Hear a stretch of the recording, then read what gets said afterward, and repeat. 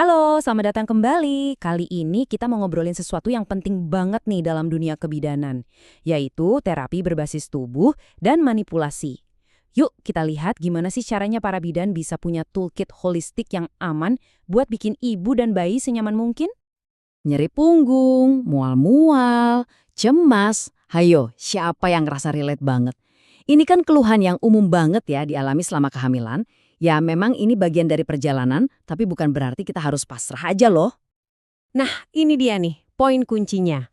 Nggak semua keluhan ini harus langsung diatasi pakai obat.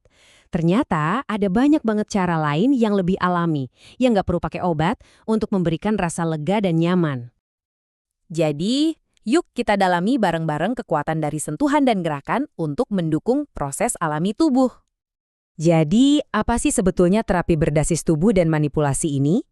Gampangnya gini, ini adalah terapi pelengkap yang pakai 3 elemen utama: sentuhan, tekanan, dan juga gerakan.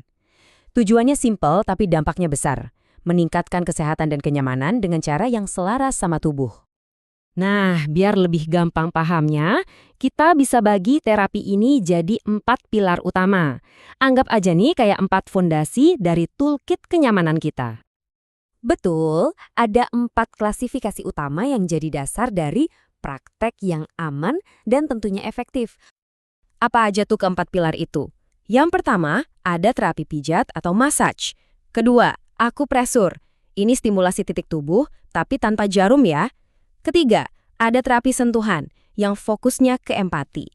Dan yang terakhir, mobilisasi atau gerakan dan peregangan tubuh.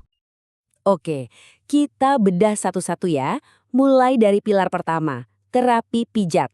Sederhananya, ini tuh soal manipulasi jaringan lunak di tubuh. Tujuannya apa sih? Ya buat melancarkan sirkulasi, mengurangi ketegangan otot, ngilangin nyeri, dan yang paling penting, bikin kita rileks dan nyaman banget. Dan terapinya ini kepake banget loh. Mulai dari pijat kehamilan buat ngatasin sakit punggung dan stres. Terus ada pijat nifas buat bantu pemulihan otot setelah melahirkan. Bahkan ada juga pijat bayi yang bagus banget buat bonding antara ibu dan si kecil. Plus bikin tidurnya lebih nyenyak. Lanjut ke pilar kedua, akupresor. Nah, ini menarik banget karena ini stimulasi tanpa jarum sama sekali. Konsepnya itu kita menekan titik-titik tertentu di tubuh, contoh paling terkenalnya titik P6 di pergelangan tangan buat nyatasin mual, tujuannya untuk merangsang sistem saraf biar ngeluarin hormon relaksasi. Manfaatnya di kebidanan? Wah, udah terbukti banget. Akupresur ini bisa ngurangin morning sickness, bantu meredakan nyeri pas persalinan dan sakit punggung, dan pastinya bikin lebih rileks. Kuncinya tentu aja harus dilakuin sama bidan yang terlatih dan tahu persis titik mana yang harus ditekan. Pilar ketiga ini dalam banget loh maknanya, yaitu terapi sentuhan dan relaksasi. Ini bukan sekedar kontak fisik biasa, tapi tentang kekuatan empati. Fokusnya adalah gimana caranya pakai sentuhan yang lembut buat membangun rasa aman dan kepercayaan antara bidan dan ibu. Efek psikologisnya itu luar biasa. Sentuhan yang tepat bisa banget nurunin kecemasan, bikin ibu merasa didengarkan dan aman, atau istilahnya seen and safe, dan pada akhirnya hubungan antara bidan dan ibu jadi makin kuat. Inilah inti dari asuhan yang holistik. Dan pilar kita yang terakhir, mobilisasi dan peregangan. Ini intinya soal gerakan-gerakan tubuh yang aman dan terkontrol untuk kenyamanan. Contohnya kayak peregangan ringan, latihan pakai birthing ball, atau gerakan panggul kayak pelvic tilt buat ningkatin fleksibilitas. Tapi, ada satu prinsip emas yang nggak bisa ditawar sama sekali. Semua gerakan harus aman, nggak boleh bikin sakit, dan wajib disesuaikan sama kondisi fisik ibu saat itu juga. Keselamatan itu nomor 1, mutlak. Nah, ngomongin soal aman, ini membawa kita ke topik yang krusial banget, batasan prakteknya. Sampai mana sih seorang bidan boleh melakukan ini? Apa yang boleh dan apa yang enggak? Aturannya harus jelas banget ya. Yang masuk dalam wewenang bidan itu pijat ringan, akupresur dasar, dan terapi sentuhan. Nah, yang mutlak tidak boleh dilakukan itu manipulasi tulang berat kayak kiropraktik, terapi yang sifatnya invasif atau masuk ke dalam tubuh, atau intervensi apapun yang nggak ada dasar ilmiahnya. Pembedaan ini penting banget buat menghindari risiko malapraktik.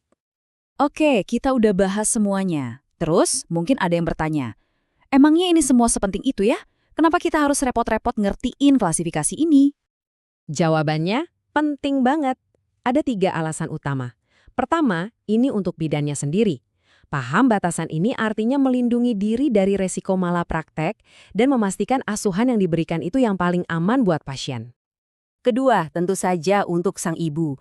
Kalau terapi yang diberikan tepat, kepuasan ibu pasti meningkat, ketidaknyamanan fisiknya berkurang, dan pengalaman hamil serta bersalinnya jadi jauh lebih positif. Dan yang terakhir, ini soal profesionalisme.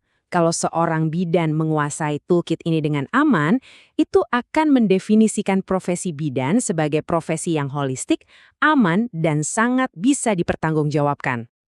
Oke, mari kita rangkum poin-poin kunci yang harus kita ingat. Pertama, terapi ini sifatnya mendukung tubuh, bukan pengganti obat-obatan. Kedua, ingat selalu 4 pilarnya. Pijat, akupresur, sentuhan, dan mobilisasi. Dan yang paling penting, kunci keselamatannya. Jangan pernah melakukan manipulasi tulang berak atau tindakan invasif. Titik. Pada akhirnya, semua ini kembali ke satu prinsip yang sederhana, tapi kuat banget. Tangan yang aman, asuhan yang aman. Inilah esensi sejati dari asuhan kebidanan komplementer, menggunakan keahlian dan empati untuk memberikan kenyamanan dengan cara yang paling aman.